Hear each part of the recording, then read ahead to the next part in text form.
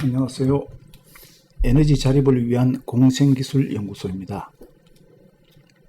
사진의 사무실에 난방을 할 경우 두 가지 방식이 있습니다. 바닥 난방과 전기 히터에 의한 공기 난방이 있습니다. 바닥 난방은 한국의 온도를 의미하고 온도를 제외한 모든 국가는 스토브를 이용한 공기 난방 방식입니다. 두 가지를 비교하면 바닥 난방 방식이 월등히 유리합니다. 실내 온도를 25도로 난방한다고 했을 때 바닥 난방은 아래에서 은은한 열기가 올라오는 반면 공기 난방은 고온의 공기를 불어서 실내 공기를 데웁니다. 이 과정에서 뜨거운 공기의 대부분은 천정으로 올라간 다음 아래측 공기를 데우게 됩니다. 공기 난방의 큰 단점은 실내 공기를 매우 건조하게 만듭니다. 고온의 열, 회원에 의한 강제 송풍으로 피부, 실내를 건조한 정도가 매우 심합니다. 별도의 가습기를 작동해야 합니다. 그런데 이보다 더 큰 문제는 윗공기는 따뜻해도 의자의 아랫부분은 온도가 매우 낮다는 데 있습니다. 즉, 윗부분은 온도가 높고 매우 건조하며 아랫부분은 여전히 춥습니다. 또한 바닥 난방 대비 공기 난방은 에너지가 단열이 잘 된 실내여도 약 25% 이상 에너지가 더 듭니다. 이 두 가지를 느낌으로 표현한다면 공기 난방은 거칠고 바닥 난방은 포근하고 쾌적합니다. 결론은 바닥 난방으로 해야 합니다. 그러면 바닥 난방하는 방법을 살펴보면 두 가지가 있는데 물을 순환시키는 온수 방식과 전기 필름을 이용한 전기 히터 방식입니다. 특히 전기 히터 방식은 필름을 까는 방식으로 시공이 매우 간편해졌습니다. 두 가지의 가장 큰 차이는 비용 차이라고 할 수 있습니다. 전자파 문제가 여전히 논쟁이지만 비용적인 측면에서 전기 필름 방식이 저렴합니다. 반면 전기를 사용하므로 누진세로부터 자유롭지는 못합니다. 두 가지 중 온수 난방 방식을 적극 추천합니다. 주요한 이유는 히트펌프 난방 때문입니다. 최근에 난방 문제에서 히트펌프가 급격히 부상되고 있습니다. 난방에서 에너지 절감의 끝판왕이라고 할 수 있습니다. 인간이 개발한 난방 장치에서 가장 에너지 효율이 좋은 기계입니다.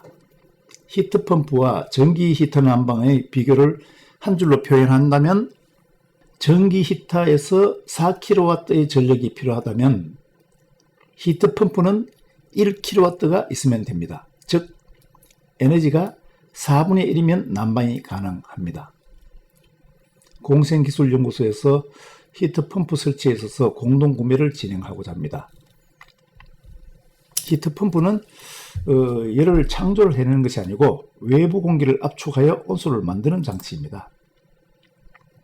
그러면 온수식 바닥 난방을 하는 방법에 대해서 설명하겠습니다.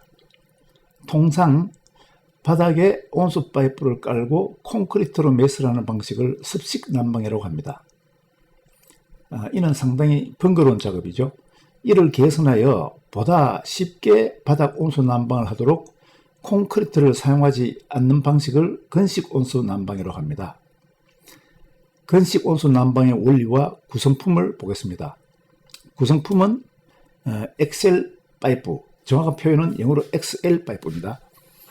그리고 두 종류의 보드입니다.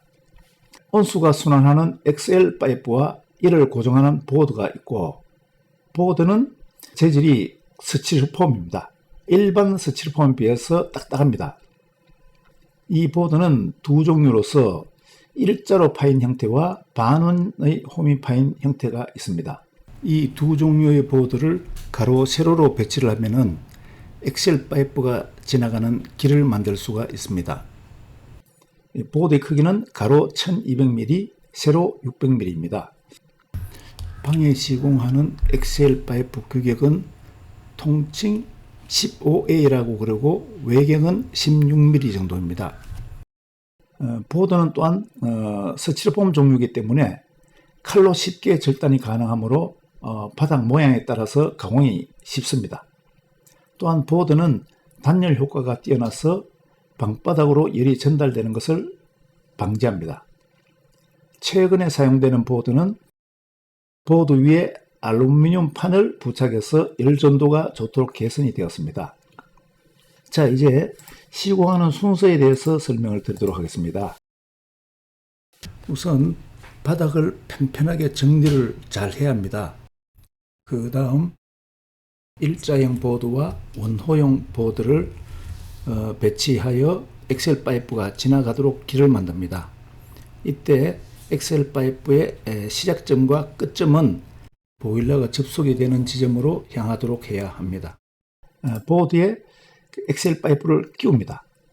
마지막으로 엑셀 파이프를 보일러와 접속을 하여 마무리를 합니다. 이로써 엑셀 파이프 시공은 모두 끝이 났습니다. 이제 보강제를 작업을 하도록 하겠습니다. 보드 위에 펌보드를 칠하고 보강제를 덮습니다. 보강제가 없으면은 시공이 다 끝난 다음에 위에 무거운 거를 올렸을 때 꺼짐 현상이 있습니다. 그래서 보강제를 덮습니다. 보강제는 최종 마감 방식에 따라 종류가 다릅니다. 즉 강화마루일 경우에는 열 전도판, 얇은 철판을 사용하고 비닐 장판을 깔 경우에는 황토보드, 강마루일 경우에는 세라믹 보드를 덮습니다. 다만 종류만 다를 뿐 전체적인 시스템 구조는 똑같습니다. 그리고 보강제가 움직이지 않도록 펌보드를 바르고 상호간 테이프로 고정합니다. 밟았을 때 울지 않도록 하기 위함입니다. 이로써 모든 시공이 끝이 났습니다. 시공 비용에 대한 내용은 변수가 많기 때문에 댓글에 달아놓도록 하겠습니다. 오늘은 에너지 절약을 위한 건식 난방에 대해서 설명을 드렸습니다.